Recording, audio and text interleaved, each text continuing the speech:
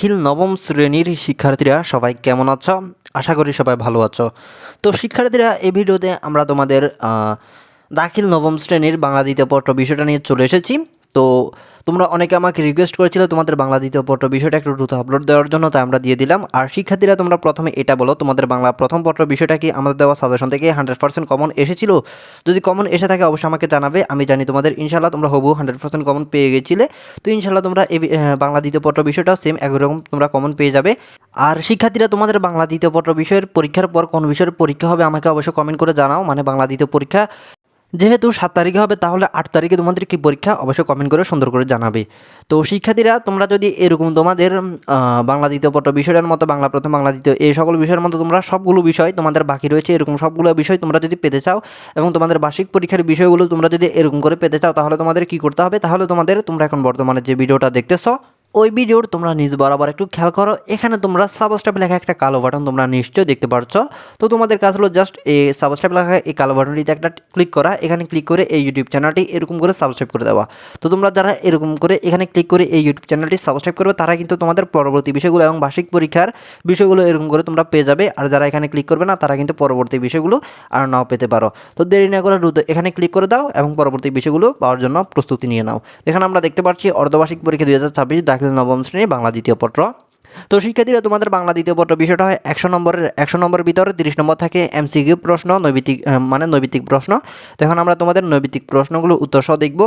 এখানে আমাদের 1 নম্বর প্রশ্ন, বর্গের সঙ্গে কোন ইন্দ্রিয়ের সরাসরি সম্পর্ক আছে? 1 নম্বর প্রশ্নের উত্তর হবে ক চোখ। এরপর 2 নম্বর, বাংলা ভাষায় কথা বলে প্রায়। তো এখানে 2 নম্বর প্রশ্নটার উত্তর হবে 2 নম্বর প্রশ্নটার উত্তর হবে গ 30 কোটি লোক। এরপর 3 নম্বর, বাংলা ভাষায় নিজস্ব লিপি কোনটি? তো এখানে 3 নম্বর প্রশ্নটার উত্তর হবে 3 নম্বর প্রশ্নের উত্তর হবে গ বাংলা। এরপর 4 নম্বর, ভাষার প্রকৃতি নিয়ে আলোচনা করে।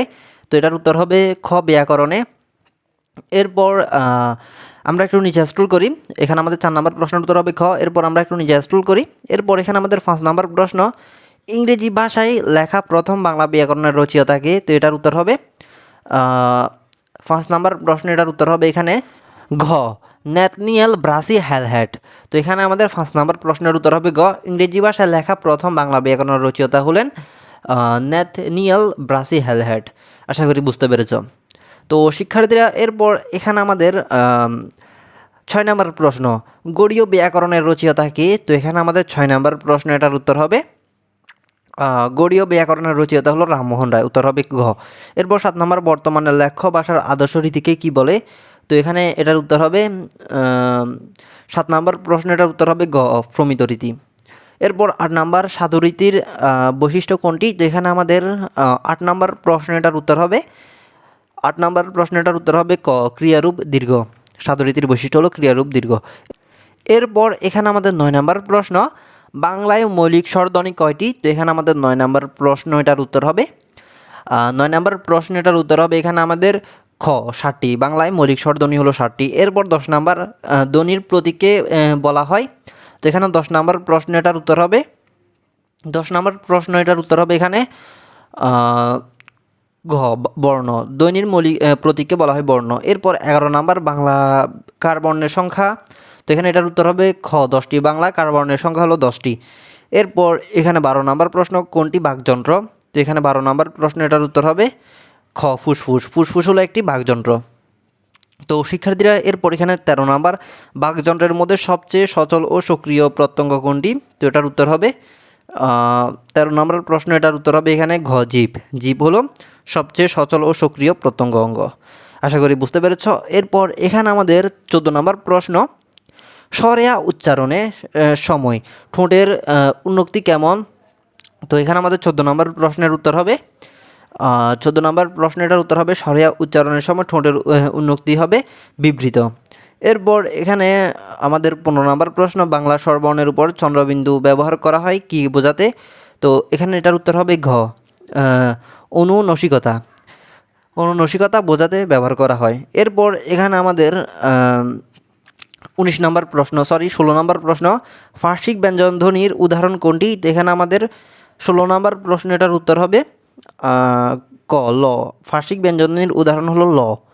আশা করি বুঝতে পেরেছ। তো শিক্ষার্থীরা, এরপর এখানে আমাদের 17 নম্বর প্রশ্ন, কম্পিত ব্যঞ্জনের উপস্থিতি আছে কোন শব্দে? তো এখানে এটার উত্তর হবে গ চানাচুর। চানাচুর এই শব্দটি উচ্চারণ করার সময় শব্দের একটু কম্পন হয়, তোমরা খেয়াল করো, চানাচুর। আশা করি বুঝতে পেরেছ। এরপর 18 নম্বর প্রশ্ন, ব ফলার উচ্চারণ নেই কোন শব্দে? তো এখানে আমাদের 18 নম্বর প্রশ্নের উত্তর হবে ঘ শ্বশুর।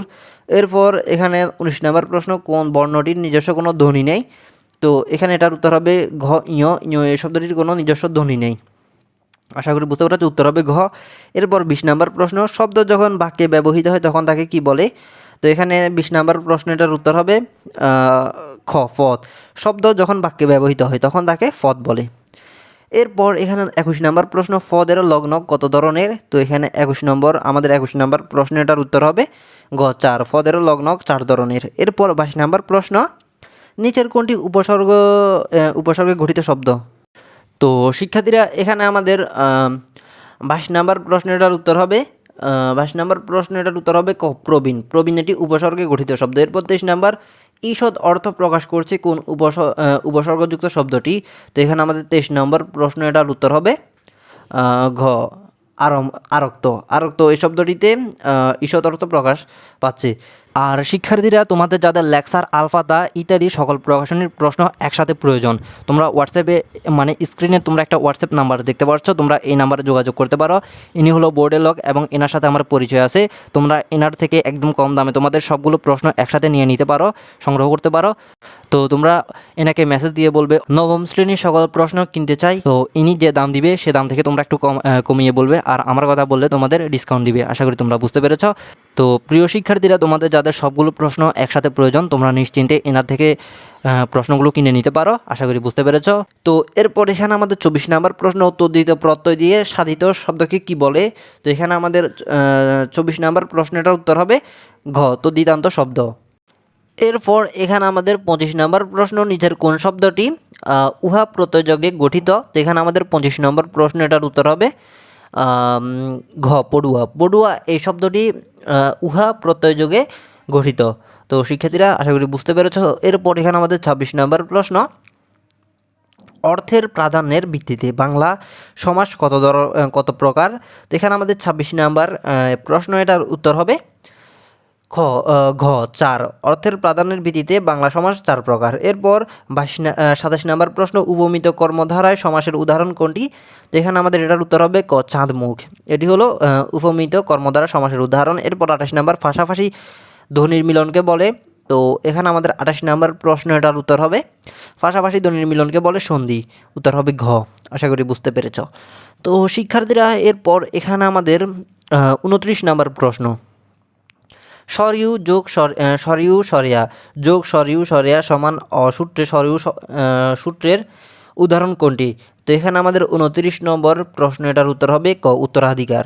এরপরে এখানে আমাদের 30 নম্বর প্রশ্ন, ব্যঞ্জন সন্ধি কতভাবে হতে পারে? তো এখানে আমাদের 30 নম্বর প্রশ্নটার উত্তর হবে 30 নম্বর প্রশ্নটার উত্তর হবে গ 3। ব্যঞ্জন সন্ধি তিনভাবে হতে পারে।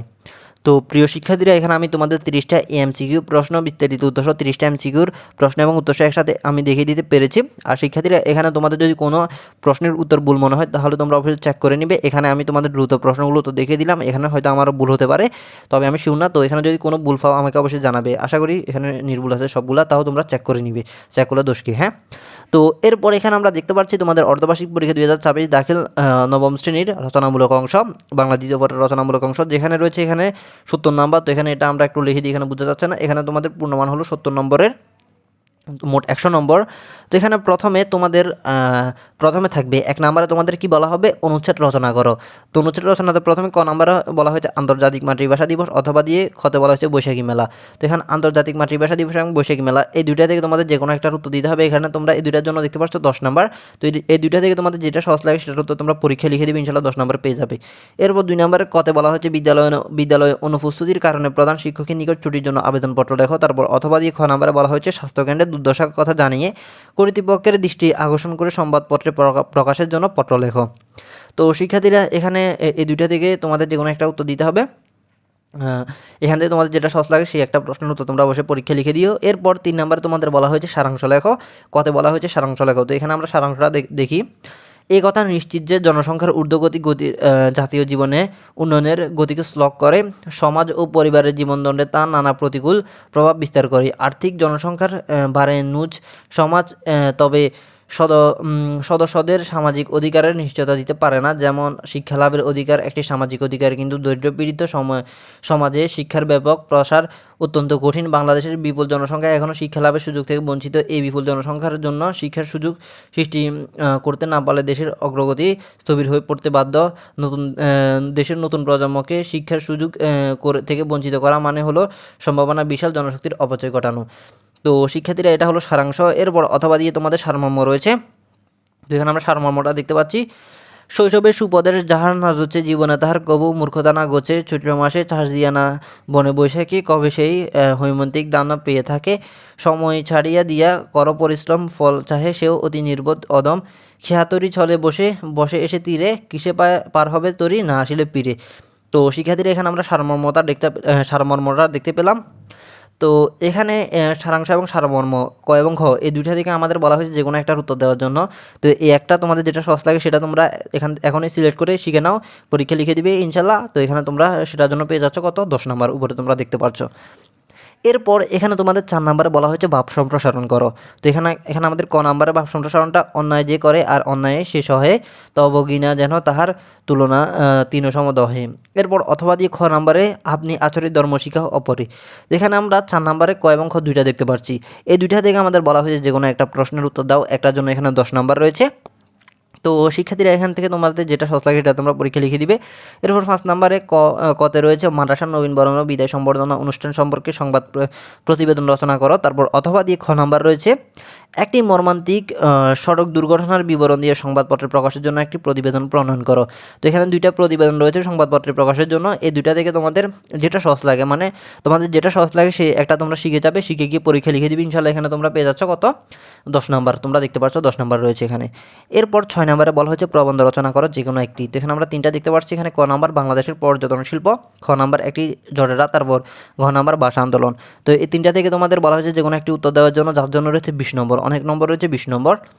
তো এখান থেকে তোমাদের যে রচনাটা সহজ লাগে সেই রচনাটা তোমরা দেখে গিয়ে পরীক্ষা লিখে দিবে ইনশাল্লাহ। এখানে তোমরা পেয়ে যাচ্ছ 20 নম্বর। তো প্রিয় শিক্ষার্থীরা, আশা করতে পারছি এখানে তোমাদের পরীক্ষা হলো মোট 100 নম্বরের সম্পূর্ণ প্রশ্ন আমি তোমাদের এই ভিডিওতে আশা করি দেখিয়ে দিতে পেরেছি। এখানে তোমাদের 30 নম্বরের MCQ প্লাস সেগুলোর উত্তর দেখিয়ে দিলাম, প্লাস তোমাদের লিখিত অংশের রচনামূলক অংশের সবগুলো এই ভিডিওতে আমরা দেখিয়ে দিতে পেরেছি। তো এই প্রশ্নগুলোর উত্তর তোমরা তোমাদের গাইড বই থেকে খুঁজে নিও, অথবা তোমাদের বইগুলো পেয়ে যাবে। তো এগুলো নিয়ে প্যারা নেওয়ার কোনো দরকার নেই, এগুলো তোমরা তোমাদের বই পেয়ে যাবে। তো শিক্ষার্থীরা, এটা ছিল ভিডিও। এই ভিডিওতে আমরা তোমাদের বাংলা দ্বিতীয় পত্র বিষয়টা খুব সুন্দর করে দেখিয়ে দিলাম। আর তোমরা অবশ্যই আমাকে কমেন্ট করে জানাবে তোমাদের বাংলা দ্বিতীয় পত্র পরীক্ষার পর 8 তারিখ কোন বিষয়ের পরীক্ষা অনুষ্ঠিত হবে। তোমরা অবশ্যই কমেন্ট করে আমাকে সুন্দর করে জানিয়ে দিবে। তো শিক্ষার্থীরা, ভিডিওটি ভালো লাগলে লাইক দিবে, অবশ্যই চ্যানেলটি সাবস্ক্রাইব করবে, আর বন্ধুদের কাছে ভিডিওটি শেয়ার করে দিবে। সবাই ভালো থাকবে, সুস্থ থাকবে, আল্লাহ হাফেজ।